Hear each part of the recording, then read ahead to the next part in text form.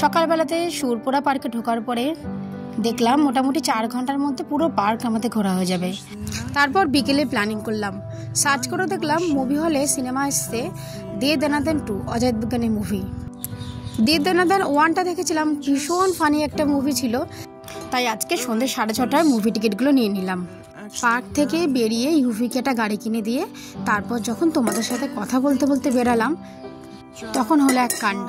বাপি আর ওর বন্ধু দুজনেই বলল যেহেতু আমরা অনেক দিন ধরে এই রাজস্থানে আছি তাই সমস্ত পথঘাট চেনা আর গুগলে দেখা লাগবে না, এমনিই চলো। ঠেলায় করে বাদাম বিক্রি হচ্ছে, এটা এখানে আছে ফল। যখন আমরা সুরপুরা পার্কের দিকে যাচ্ছিলাম তখন কিন্তু রাস্তায় এইভাবে কোথাও আমরা জল দেখতে পাইনি, কিন্তু এর মধ্যে রাস্তায় এত জল এলো কোত্থেকে। এইবার আমাদের সবার মাথায় এলো যে আমরা ভুল রাস্তায় ঢুকে পড়েছি। ভুল রাস্তা হলে হবে কি, গন্তব্য যে আমাদের সঠিক।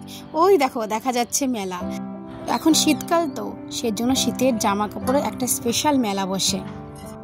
ভুল রাস্তায় ঢুকে আজকে আমরা মেলায় এসে পড়েছি। আগে আর এই যে আমাদের স্কুটি, আমাদের নিত্যদিনের সঙ্গী। আমাদের 4 জনার কত রকম অত্যাচারই না সহ্য করে। আধ ঘন্টার জন্য ও একটু রেস্ট করুক, ততক্ষণ আমরা একটু মেলায় ঘুরে নিই। আমারা নসিব আচ্ছা। মেলা ঢুকেই দেখতে পেলাম এখানে 100 টাকা, 150 টাকা, 200 টাকার বিভিন্ন ধরনের শীতের প্যান্ট। উইন্টার মেলা এটা না?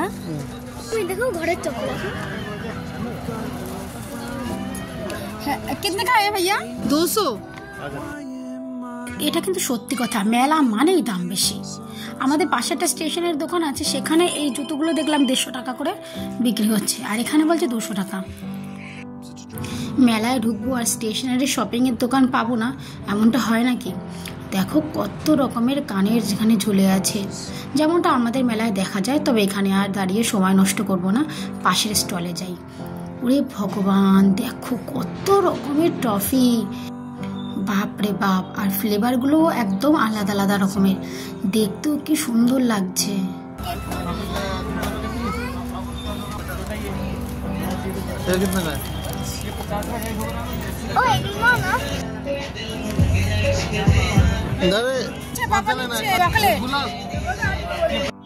দোকানে যত টফি আছে ইউভির সমস্তটাই দরকার। যদি সম্ভব হতো ইউভি পুরো দোকানটা তুলে বাড়িতে নিয়ে যেত। কি ভালো লাগছে যে অনেক দিন পর আমরা মেলায় আসলাম, প্রায় বছরখানেক হবে। এখানেও রয়েছে খুব সুন্দর সুন্দর প্যান্ট, কিন্তু বাপি বললো কোয়ালিটি এত ভালো হবে না, ফালতু নিও না। কিন্তু প্রত্যেকটা প্যান্টই ছিল ভীষণ সুন্দর। শুধুমাত্র যেগুলোকে সেল লেখা আছে সেগুলোই কম দামের জিনিস, বাকিগুলো কিন্তু প্রচন্ড দাম চাইছে। এই দেখো, আমি ভাবলাম এই হুইলটা এত ঘুরছে কেন, ওর মধ্যে একটা বাচ্চা আছে, সে ভেতরে থেকে ওটাকে ঘোরাচ্ছে। অনেকেই কেনাকাটি করা শুরু করে দিয়েছে, তবে সন্ধেবেলার দিকে নাকি প্রচন্ড ভিড় হয়।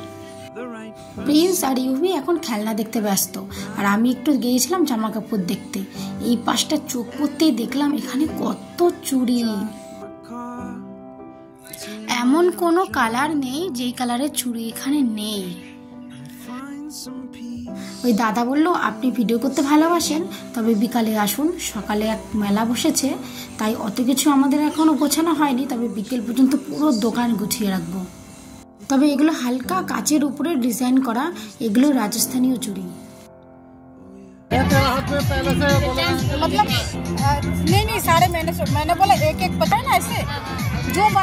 সমস্ত চুড়ির কালারই সুন্দর, তবে হালকা পিঙ্ক কালারের চুড়িগুলো যে কত সুন্দর লাগছে, পুরো কাচের মতো।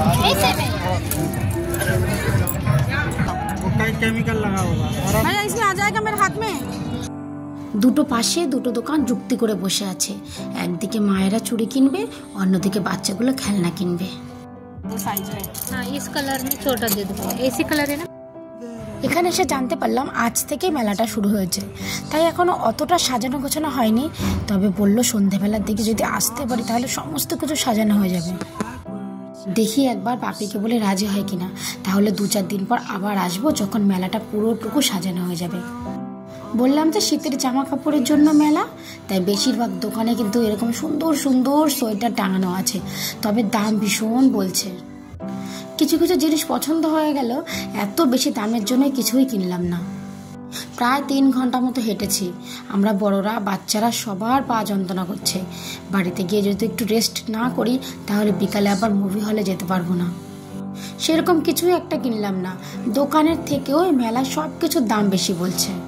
ছোটবেলা মেলা যখন যেতাম তখন কি সস্তা থাকতো সব কিছু। সত্যি সবাই ভীষণ ক্লান্ত হয়ে পড়েছি। এবার একটু খাওয়া দাওয়া করে তারপরে বাড়ির দিকে রওনা দেবো। আবার আসবো আমরা মেলাতে। এখনের জন্য তোমাকে টাটা করলাম, তবে আজকে আমরা সম্পূর্ণভাবে ঘুরতে পারলাম না। আর এই দেখো বোর্ডে লেখা আছে রাজস্থান মেগা ট্রেন্ড ফেয়ার। সময় এখন সন্ধ্যে 6:15 হয়ে গেছে। এখন তো একটু তাড়াতাড়ি সন্ধ্যে নেমে আসছে। দেখেছো পেছনে কি পরিমাণে গাড়ি দাঁড়িয়ে আছে? মনে হয় সবাই ঢুকে পড়েছে, হয়তো আমরাই লাস্ট ছিলাম। যখন বাড়ি গিয়ে ইউবিকে ঘুম পাড়িয়েছিলাম ও সন্ধেবেলায় কিছুতেই উঠতে যাচ্ছিল না। এক প্রকার জোর জবরদস্তি করে ওকে তুলে নিয়ে আসলাম। পার্কে কি সকালবেলা এত দৌড়াদৌড়ি করেছে, আর কি দুপুরবেলা ঘুমালে উঠতে চায়? খাবার আনতে যাচ্ছি সোনা। আমরা সবাই একটু ক্লান্ত হয়ে পড়লেও প্রিন্সের কিন্তু এখনো অনেক এনার্জি বাকি আছে। প্রিন্স তাই আমাদের জন্য একটু পপকর্ন আর পেস্ট্রি আনতে যাচ্ছে। সিনেমাটা শুরু হলে পুরো হলটাই তো আবার অন্ধকার হয়ে যাবে, তখন তো আবারও যেতে পারবে না। ব্যাস আজকের জন্য এতটুকু। আবার নিয়ে আসবো অন্য কোনো গল্প ভিডিওর মাধ্যমে। আর এই যে আমার সঙ্গে থেকে এতক্ষণ ধরে তোমরা আমার ভিডিওটি দেখছো, তার জন্য তোমাদেরকেও অসংখ্য ধন্যবাদ। তোমরা ভালো থেকো। আর ভিডিওটা যদি তোমাদের ভালো লাগে তবে একটা লাইক আর একটা কমেন্ট করে দিও। ধন্যবাদ, তোমরা ভালো থেকো। আবার নিয়ে আসবো অন্য কোনো ভিডিও গল্পের মাধ্যমে।